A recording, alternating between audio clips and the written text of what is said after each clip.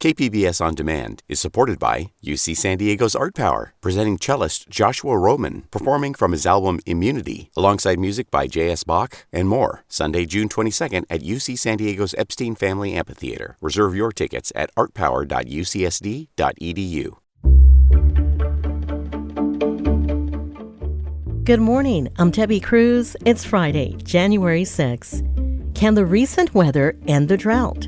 More on that next, but first, let's do the headlines.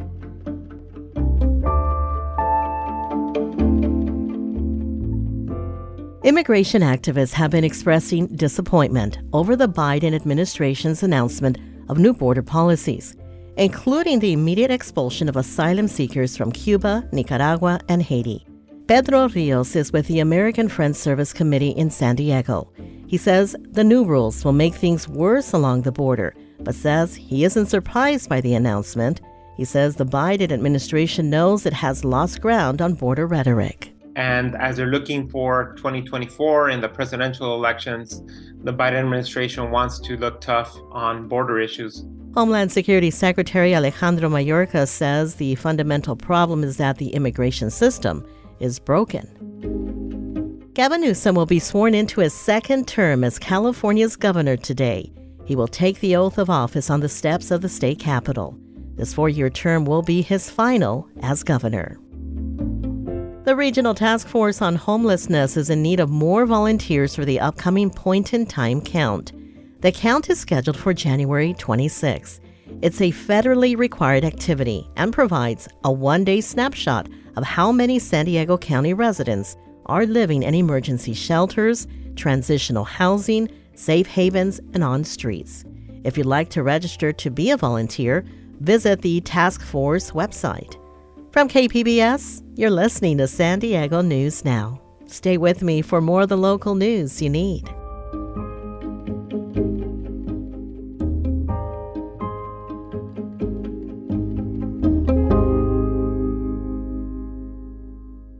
KPBS On Demand is supported by Splatero, helping homeowners pay off debt by offering streamlined access to your home's equity with no additional monthly payments or new debt. Splatero provides a lump sum of payment in exchange for a share of your home's future value. Pre-qualification is available at splatero.com.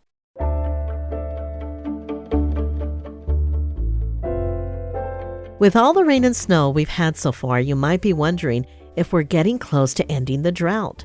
KPBS reporter John Carroll says that answer depends on how you define a drought. In Wednesday's San Jose Mercury News, a San Diegan made an eye-opening statement. Marty Ralph is the director of the Center for Western Weather and Water Extremes at the Scripps Institution of Oceanography. He's an expert on atmospheric rivers. Ralph said if these storms continue to come on shore for the next 2 or 3 weeks, that will end the drought. But in my interview with him Thursday afternoon, Ralph clarified. I think there's something we could call landscape drought, which is like the plants and all that growing in the soils and, the soils themselves. But the deeper groundwater things, that's a long haul to recover that. Ralph says recharging the state's depleted groundwater and refilling giant reservoirs like Lakes Powell and Meade will take years of above-average precipitation, along with good management. John Carroll, KPBS News.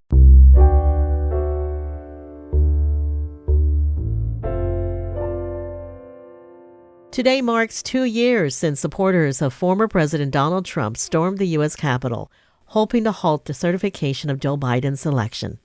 KPBS's Amitha Sharma spoke to a local political analyst about the impact of the January 6th insurrection on San Diegans. Since the insurrection's first anniversary, a House committee has investigated the attack, held public hearings, and referred former President Trump to the Justice Department for criminal charges.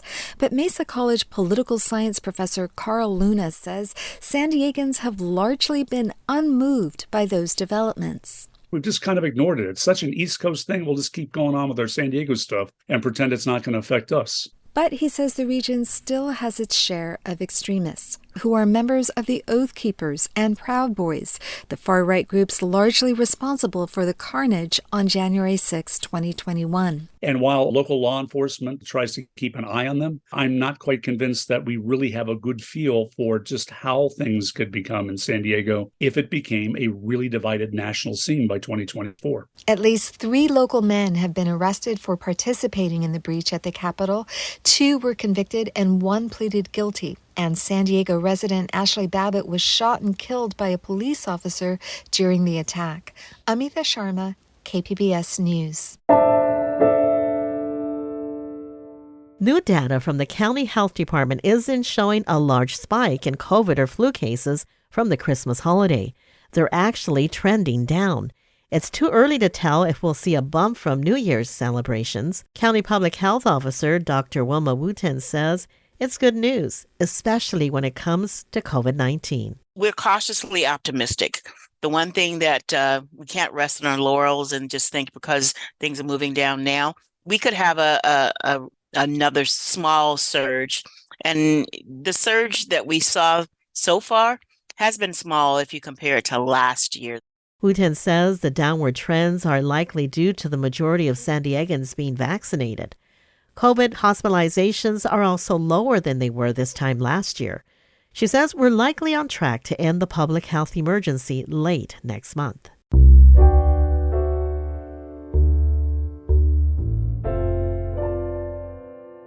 San Diego County Sheriff Kelly Martinez is just a few weeks into the job as the county's top law enforcement officer. The San Diego native began her work for the department in 1985 as a deputy in the county jails. And as the department's sheriff, she is tasked with bringing change to a jail system with some of the highest numbers of in-custody deaths in the state. KPBS Midday Edition host Jade Heidman asked Sheriff Martinez how she plans to change this. We've already made a lot of changes in the last year. I welcomed the audit from the state auditors that was directed by the JLAC last year, and we've really taken all of those recommendations to heart. Today we came out with a press release, which you might have seen, with a lot of the improvements we made while I was under sheriff last year. We still have more work to do. I think one of the things we did that it has helped is the better medical and mental health screening at intake, doing the urine screening at intake, which helps us identify what drugs someone might have in their system to help them with their withdrawal symptoms and what we can, what we should prescribe as part of the medicated assistant treatment. And some of those things helped. Having more naloxone in the jail and available in the jails has helped certainly reverse some of the overdoses and things that are happening. How does the sheriff department take on that kind of responsibility?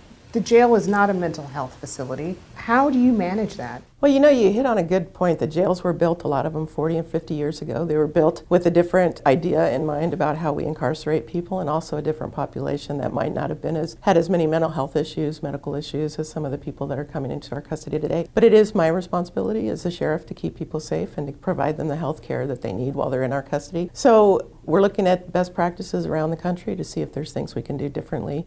And what do you say to people whose loved ones have died while incarcerated and are looking for answers? First off, I sympathize with anyone who's had that experience. I think it must be terrible to have a loved one in a jail and you don't have access to that person. You don't know what happened. We instituted last year a more robust family liaison protocol where we have people assigned specifically to work with the families and to help them understand what happened when we can. One of the things that takes a long time, and it's really because of workload, is the medical examiner can't give us answers right away as well. It takes a while for them to get the toxicology reports back and to get us the answers to what was really happening with the individual, and that's just really nothing the medical examiner can help. It's just his workload is also increased, particularly with the fentanyl overdoses and the deaths in the county. Yeah, and you mentioned drug overdoses. I mean, within the jails, they have also been a major problem. What do you know about how drugs are getting into county jails in the first place? They're coming in a lot of different ways. People at intake, we're recovering a lot of drugs that are on people when they come into intake. We're also recovering some when, people swallow it, they body pack, they do a lot of different things. Drugs are granular. The drugs are granular in nature, and so it's very difficult to find, but we have body scanners that help us sometimes when we see anomalies. We can, investigate if the person has drugs in their system or, bulk drugs in their system. We're finding it in the mail. People mail it in, so we have changed the way that we process our mail now so that we're more efficient in finding certain drugs that come in through the mail system. People go to court and they get drugs passed to them in court, so we have to have a robust system of searching people when they come back from court. We're adding more body scanners, which will help, but the body scanners aren't perfect. They break down, they don't work, they don't always pick up the drugs, and so we have a lot of investigative techniques. We have more canines, so we're doing a lot to try to prevent the drugs. Are deputies or jail employees bringing these drugs in? We don't have any evidence of that. If we get any idea, and we have a lot of ways to find out if they are, all of our, people will tell us a lot of times, and so we would investigate that if it happened, and we haven't seen any evidence of that. Last year, the department rejected a recommendation from CLRB to have all jail personnel scanned upon entry. If employees are not scanned or checked, how can you be sure that's not how drugs are getting into the jails? So the body scanning that people suggest, as I said before, it's not a perfect system. It's not going to catch all the drugs that are coming in, but we can't body scan our employees several times a day. It's just not healthy. It's not safe, and it's not really an effective way to find drugs that are coming in the jail all the time. We can't ever be 100% sure, but right now with the resources we have, we're going to focus where we know the drugs are coming in and work on that. And if we find evidence otherwise, then we'll look at that. That was the new San Diego County Sheriff Kelly Martinez speaking with KPBS's Jade Heidman. Coming up, ring in 2023 with some weekend arts events. We'll bring you a few suggestions. That and more just after the break.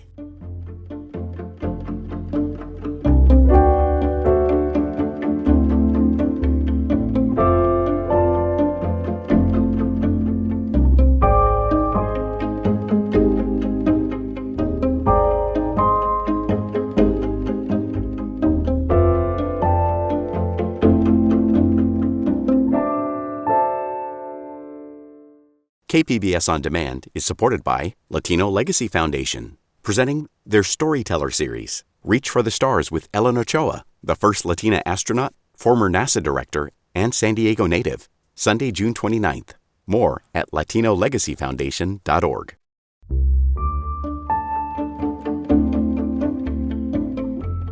California could soon have a new repository of electricity capable of stabilizing the state's power grid. KPBS environment reporter Eric Anderson says a German company is building a virtual power plant brimming with potential. It's been less than a year since Andrea Divis moved back to San Diego County into a 2-story oceanside home. It's comfortable and cozy, and really the backyard is kind of my oasis. Divis is dealing with a chronic medical condition. She needs air conditioning and refrigeration for her medicines. When I was in Oregon, I was paying $150 a month for my utilities, and now I come here and on the slowest months it was $200, and I got upwards of $450, $480. Divis saw solar as a solution. She added power generating panels to her roof, and just inside her garage there's a sophisticated Sonnen battery.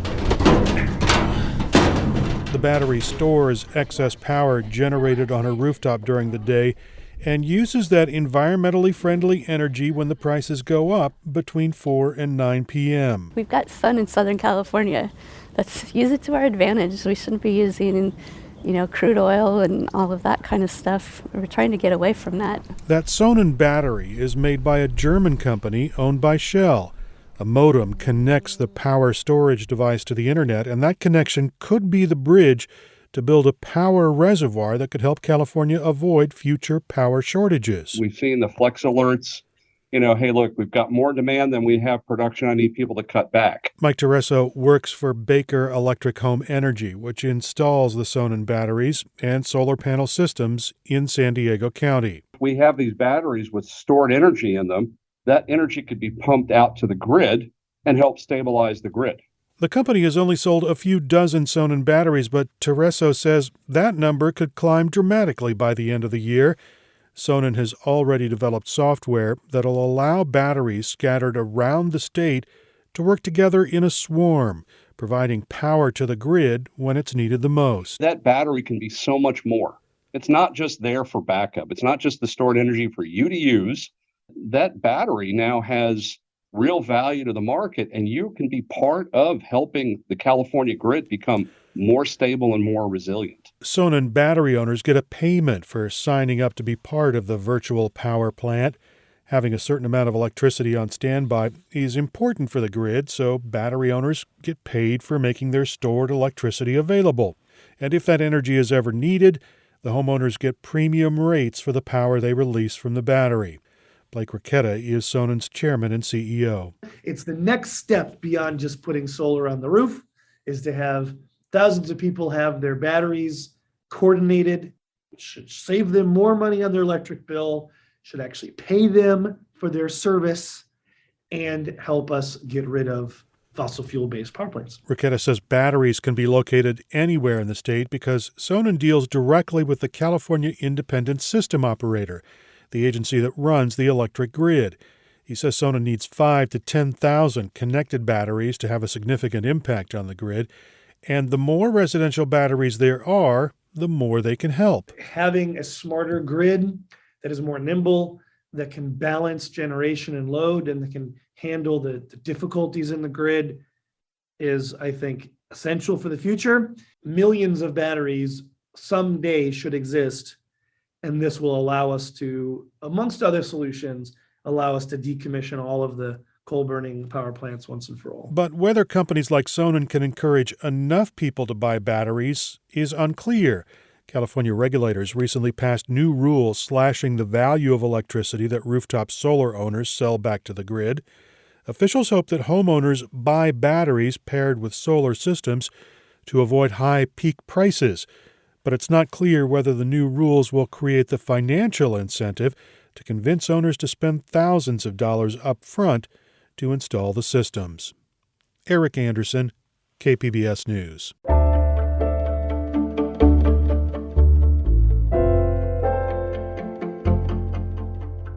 It's Friday. That means it's time for your weekend preview, courtesy of KPBS arts producer Julia Dixon Evans.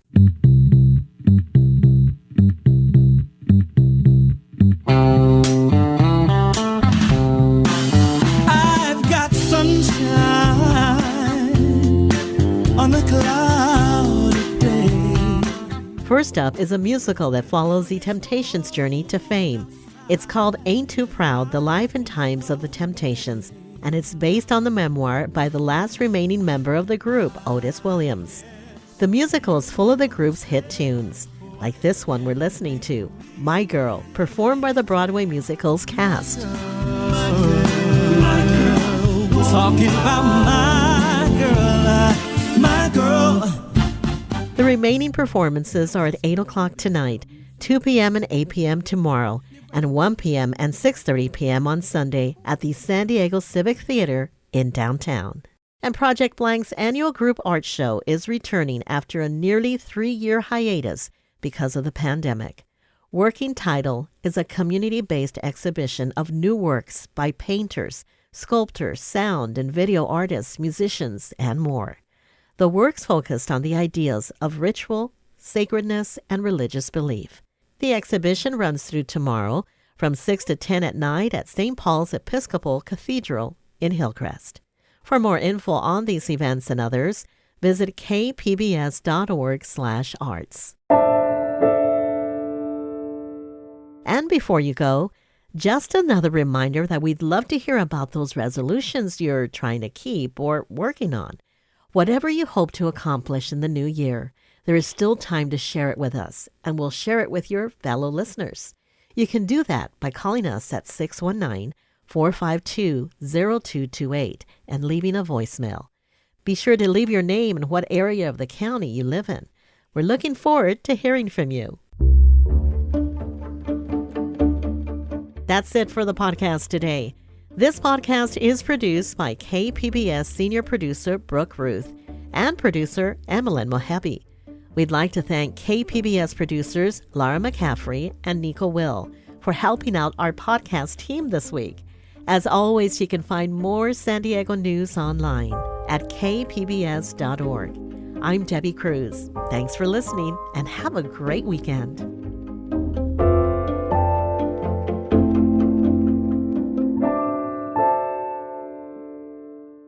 KPBS On Demand is supported by Latino Legacy Foundation, presenting their Storyteller series, Reach for the Stars with Ellen Ochoa, the first Latina astronaut. Welcome Serenade by the all-female mariachi Amapolas, Sunday, June 29th. More at LatinoLegacyFoundation.org.